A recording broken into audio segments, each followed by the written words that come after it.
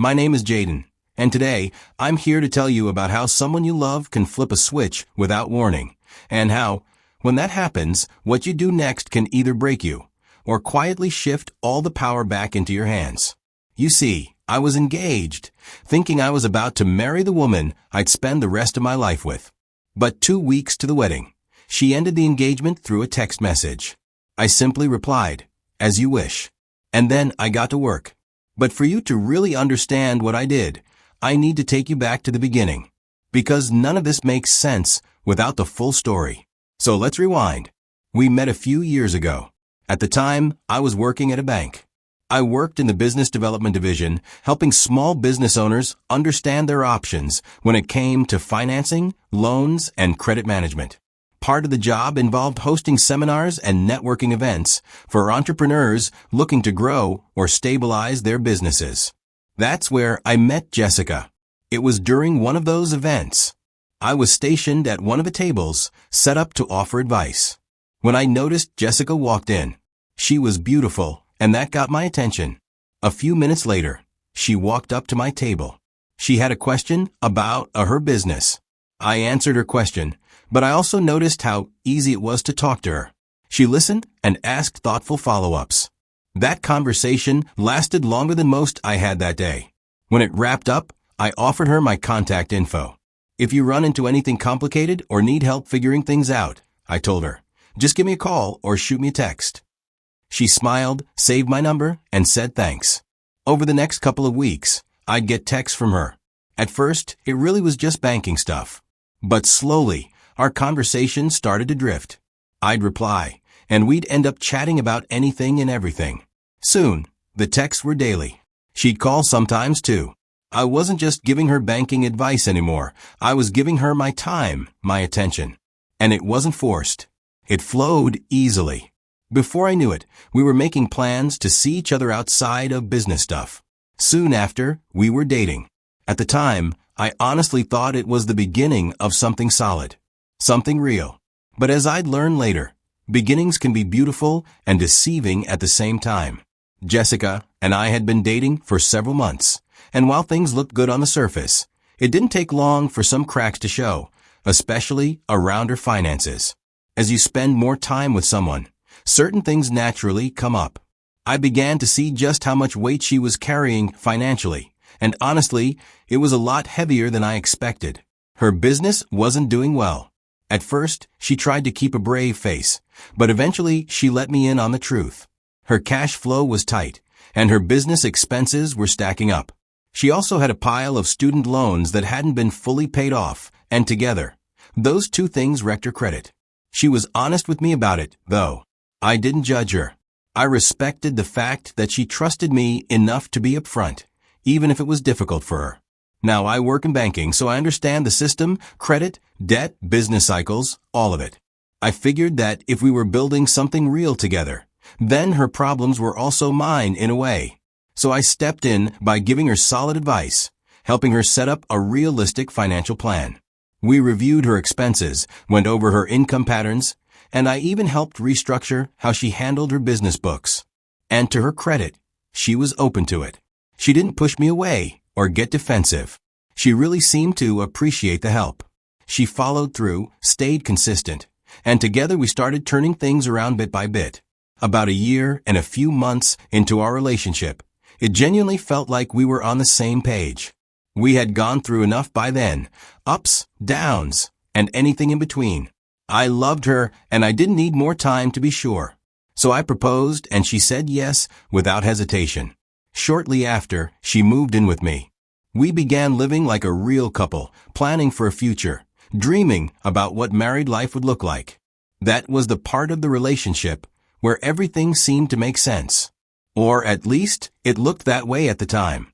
One evening, she brought up the idea of expanding. She wanted to buy a small commercial property, something that would give her business a more solid, physical presence. She'd been renting a space before, but owning one would allow her more control and cut long-term costs. Honestly, it made sense. I mean, from where I stood, it felt like a smart business move. I was proud of her for thinking ahead, and I told her as much. I was in full support. But the next part was tricky. See, while her credit had been improving, it still wasn't good enough to secure a commercial mortgage on her own. The damage from her past student loans and business debts had taken its toll. That's when she came to me and asked if I would be willing to co-sign the mortgage. She said my credit, being excellent, would give the application a better chance of being approved. Now, I didn't say yes right away. I work at a bank. I know exactly what it means to tie your name to someone else's debt. If things go sideways, it comes back to bite you, not just financially, but legally too. Still, Jessica assured me it would be temporary. She told me, once the business kicks off, I'll refinance in my name. You won't be tied to it for long. And at the time, I believed her. We were about to be married. We were building a life together. I thought, if I can't support the woman I'm about to marry now, what am I doing? So, eventually I said yes. I added my name to back her dream. Now, here's something important. Months before we even got to this mortgage discussion, Jessica had reached out via text asking for a personal loan, about $10,000. She said she needed it to cover some immediate business expenses and maybe a few personal bills too. I asked her when she'd pay it back, and she gave me a specific month. I agreed. Again, no contract or anything formal. In my mind, we were partners. We were going to get married. I wasn't lending money to a stranger. I was supporting my future wife. I didn't even see it as risky. I just wanted her to succeed. But here's the thing. That repayment month came and went, and she never said a word about it. I noticed, of course, but I didn't say anything. At the time, we were deep into wedding planning. Venue already booked, invitations already designed, both families involved. The energy in the house was focused on the big day. The last thing I wanted was to bring up money and cause tension. I thought once we're married, we'll figure all that out together. Little did I know how wrong I was. About 2 weeks before our wedding, something in Jessica started to shift. She just started pulling away, and we began to have less conversations. We usually did certain things together, but suddenly, she was always too tired and too busy. At first, I assumed it was the wedding planning and stuff. Weddings can bring a lot of pressure, especially when you've got families involved, finances stretched, and expectations running high. So I didn't push. I didn't want to make it worse by confronting her about a mood I couldn't fully explain. Then came Tuesday afternoon. I was at work, just going about my day like any other, when my phone buzzed with a message. It was from Jessica. I opened it without thinking. I read the words, "Wedding's off. Expect a call from my lawyer." I reread the message 3 times to make sure I wasn't making a mistake. Then I called her immediately, but she didn't pick up. A few minutes later, another message came through. "You can only speak to me through my lawyer." I stared at the screen for a moment, and then calmly, I don't know how I kept it together, but I replied with just 3 words, "As you wish." When I got home that evening, expecting to ask her what sort of prank is that, but she was gone with everything she had. I just stood there, looking around our place, with a heavy silence swallowing me. It hurt. I won't lie. It was a cold kind of devastation. But while I was reeling emotionally later that night, I thought of something. That's when I sat down and opened my laptop. I logged into the mortgage portal, wondering if they approved, and she decided to dump me. Well, turns out the mortgage hadn't closed yet. Without me, it wouldn't go through. Quietly, I revoked my cosign. It was a silent click that pulled the plug on her plan. As I was sorting through old messages that night, I recalled the loan she took from me. Now, she'd made it clear I was no longer her partner. That meant I wasn't obligated to protect her from accountability either. The next morning, I called my lawyer, told him everything. He helped me put together a small claims lawsuit for the unpaid loan. We gathered the text thread, pulled up the message where she promised repayment by a certain month, and filed it. We submitted the paperwork and let the process begin. It didn't take long before the ripple effects hit. Less than 48 hours after the filing, her lawyer reached out. First, with an email. Then, with a phone call. When I didn't respond, he sent a text. "We need to discuss this withdrawal and the suit." That's when it became obvious. My move had hit harder than she expected.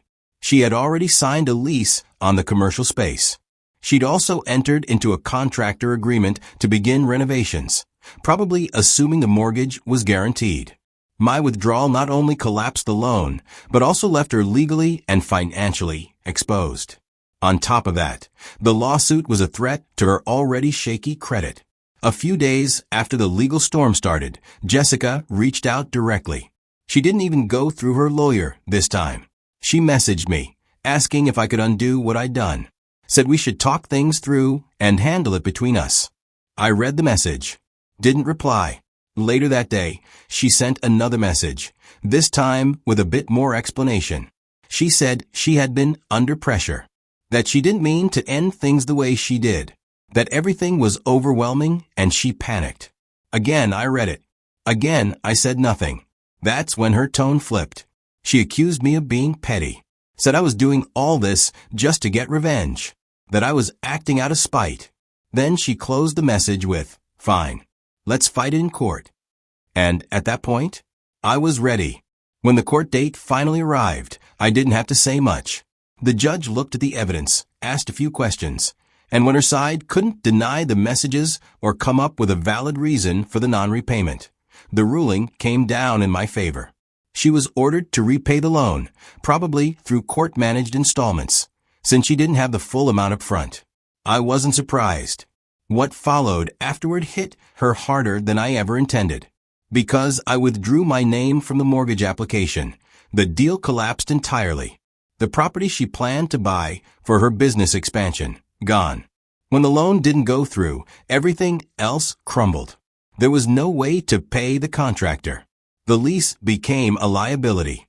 To be honest, that part stung to watch, because I did care about her at one point. But I also knew she had brought all this on herself. Months passed. I had moved on, or at least I was in the process of moving on.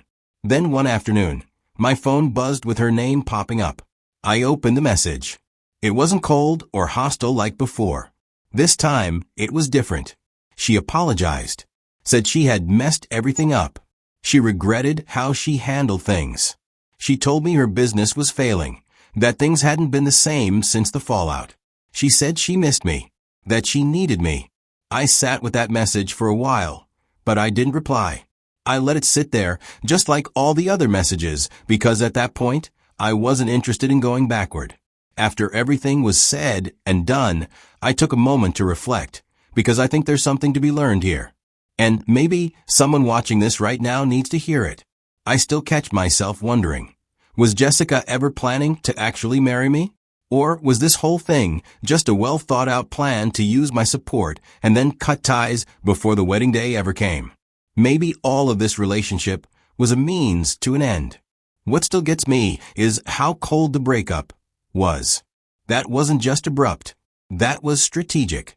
It felt like she had planned to ghost me legally, thinking she could beat me to the punch before I reacted. But what she didn't count on was how quickly I'd move. Her timing backfired. And listen, if there's anything I've learned from this whole mess, it's that love doesn't excuse ignoring red flags, especially financial ones.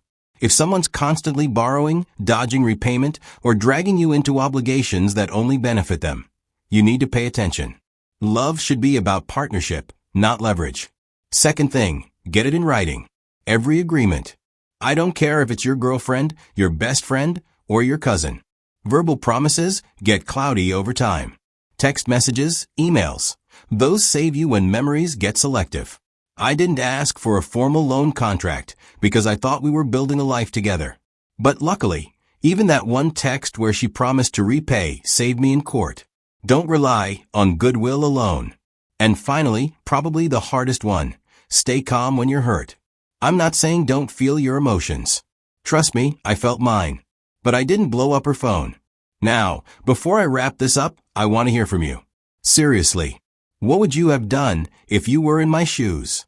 Would you have let it go, tried to talk it out, or moved like I did? Drop your thoughts in the comments. Like the video if it hit something in you, and share it with someone who might need to see this. Thanks again for watching. I appreciate you.